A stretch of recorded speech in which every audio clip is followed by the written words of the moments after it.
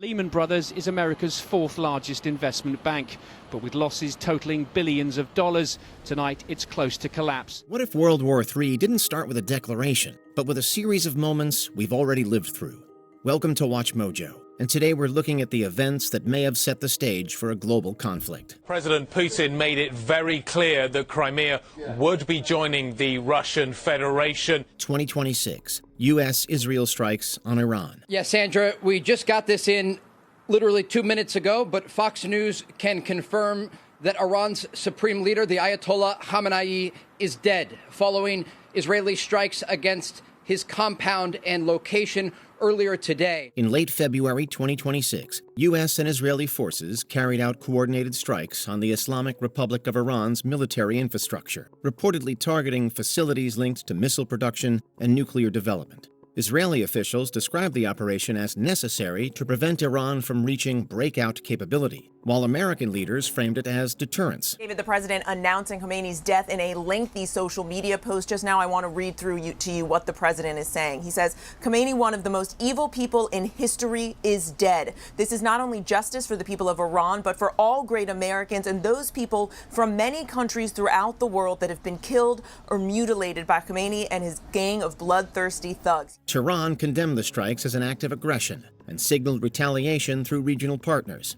Oil prices spiked. U.S. assets in the Gulf shifted posture. Russia and China issued sharp diplomatic warnings. There has been a predictably strong verbal response coming from Moscow so far. We had Vladimir Putin over the weekend condemning the killing of Khamenei as a cynical murder. The Russian Foreign Ministry put out a very strong statement too, accusing the U.S. and Israel of plunging the Middle East into an abyss of uncontrolled escalation. Unlike prior proxy confrontations in Syria or Iraq, this was overt state-on-state escalation.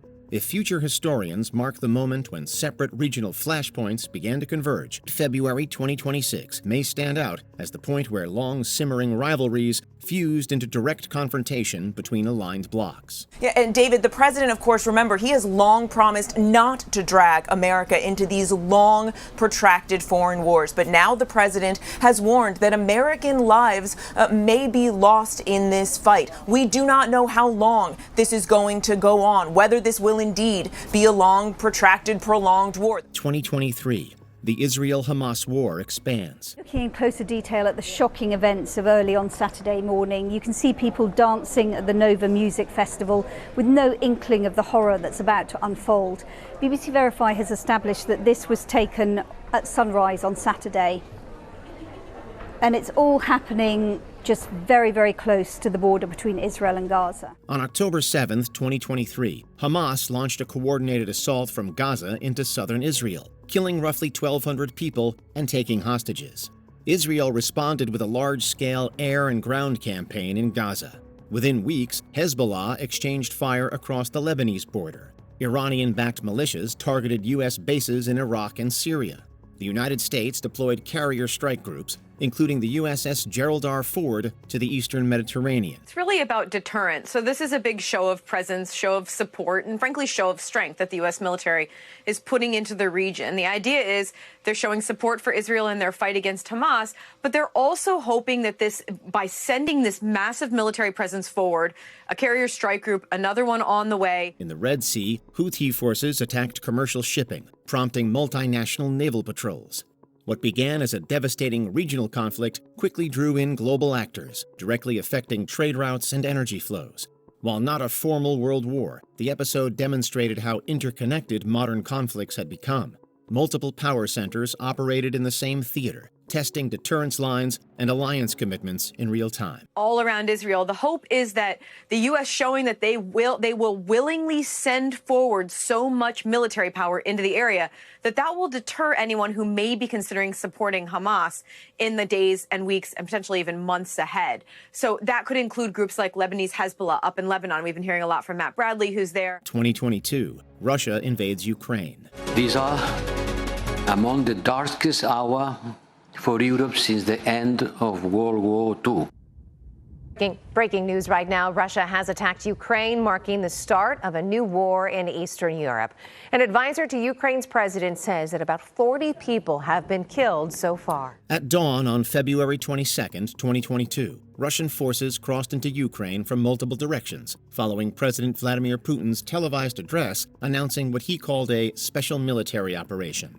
Missiles struck Kiev, Kharkiv, and other cities. Ukrainian President Volodymyr Zelensky refused evacuation, reportedly declaring, quote, "I need ammunition, not a ride." That's the kind of leader you want to see, and we need to provide him the ammunition. Really, the other thing is continue to move U.S. troops to the borders of NATO, not into Ukraine, but we need to show Putin that this alliance stands together. The invasion triggered sweeping Western sanctions, including freezing Russian central bank assets and removing key banks from SWIFT.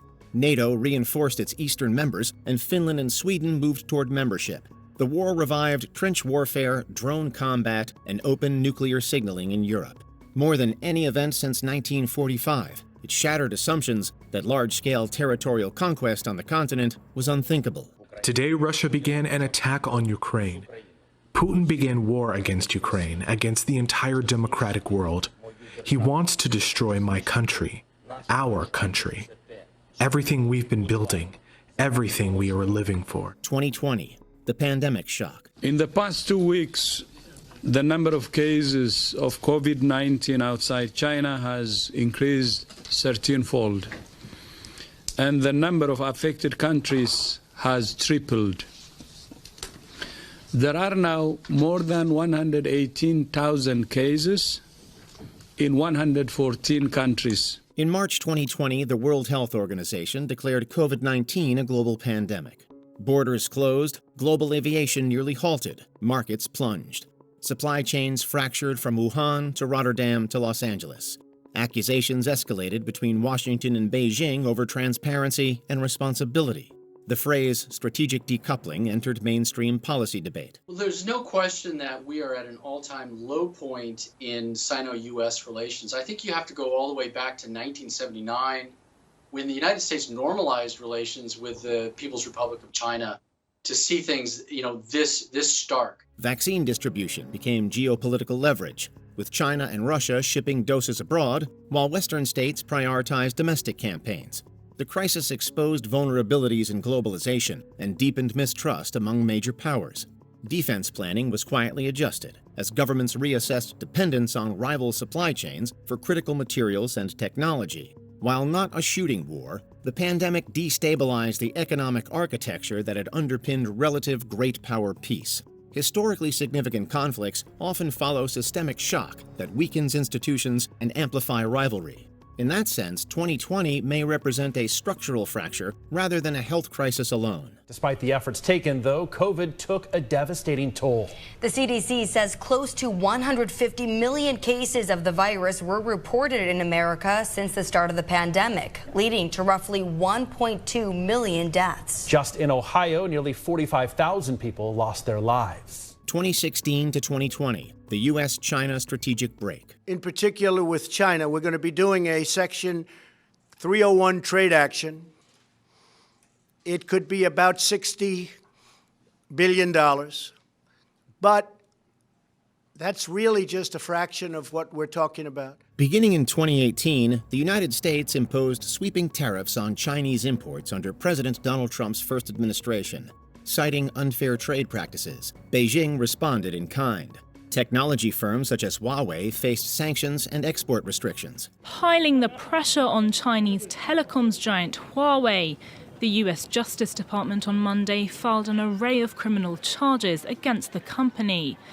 A 13-count indictment filed in New York accuses Huawei, its chief financial officer Meng Wanzhou, and 2 affiliated firms of bank and wire fraud, as well as conspiracy in connection with Iran. The U.S. Department of Defense formally pivoted toward, quote, great power competition, signaling a shift away from the counter-terror focus that dominated after 2001.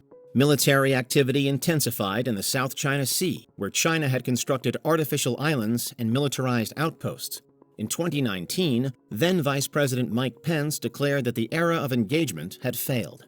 The rivalry hardened under successive administrations, with semiconductor export controls and Indo-Pacific security partnerships expanding. While no shots were fired, the cooperative framework that defined the early 2000s had visibly eroded. We have right now an $800 billion trade deficit with the world. So think of that. So let's say we have 500 to 375, but let's say we have 500 with China, but we have 800 total with the world. That would mean that China is more than half. 2014, Russia annexes Crimea. Putin has just wrapped up his address. What did we learn specifically, Guy? Well, this wasn't exactly a speech long on de-escalation talk. President Putin made it very clear that Crimea would be joining the Russian Federation. He talked about the fact that Russia felt robbed when Crimea was handed over to the Ukraine. Following protests in Kiev that ousted Ukraine's president, unidentified armed personnel seized key sites in Crimea during February 2014. Within weeks, Russia formally annexed the peninsula after a disputed referendum. Vladimir Putin defended the move as protecting Russian speakers and correcting historical injustice. We had a referendum which took place in the Crimea, fully consistent with all norms of international law. More than 82% of voters took place, and more than 96% of those who voted for reunification with Russia. Western governments condemned the annexation as illegal and imposed sanctions. NATO began rotating troops into Eastern Europe under what became known as enhanced forward presence. The episode introduced hybrid warfare into mainstream discourse, cyber attacks, information operations, and deniable troops operating without insignia. It was the first forcible redrawing of European borders since World War II.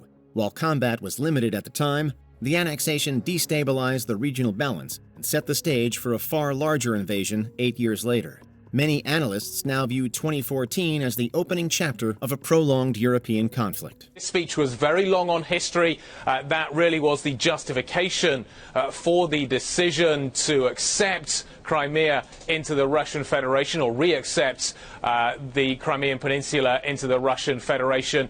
It's about NATO. It's about the long-term rivalry that exists between Moscow and NATO, and I think that's what it ultimately boils down to, Betty. 2008. The global financial crisis. Meanwhile, more grim news for Lehman's staff.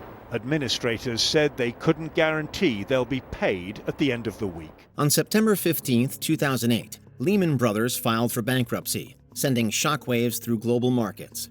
Stock exchanges plummeted. Governments launched massive bailouts. The crisis triggered the deepest recession since the 1930s. Beyond economics, the geopolitical consequences were significant. Western financial institutions appeared fragile, while China's stimulus-driven rebound reinforced perceptions of its rising power. It will build schools and subways, power plants and hospitals. That creates jobs for laborers laid off when factories closed as exports to the U.S. fell. Populist and nationalist movements gained momentum across Europe and North America, reshaping domestic politics and alliance cohesion.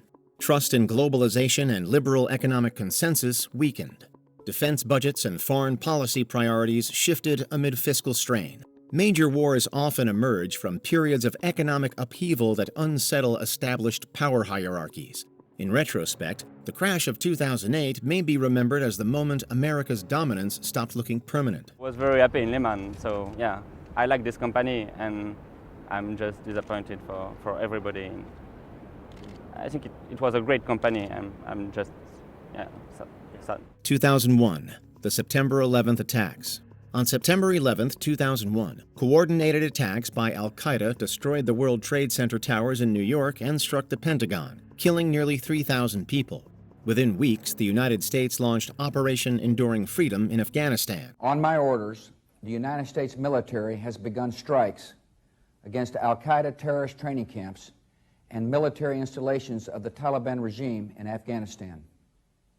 These carefully targeted actions are designed to disrupt the use of Afghanistan as a terrorist base of operations and to attack the military capability of the Taliban regime. In 2003, it invaded Iraq, reshaping the Middle East's power balance. NATO invoked Article 5 for the first time. The text states, in part, that an armed attack against a NATO member in Europe or North America shall be considered an armed attack against them all.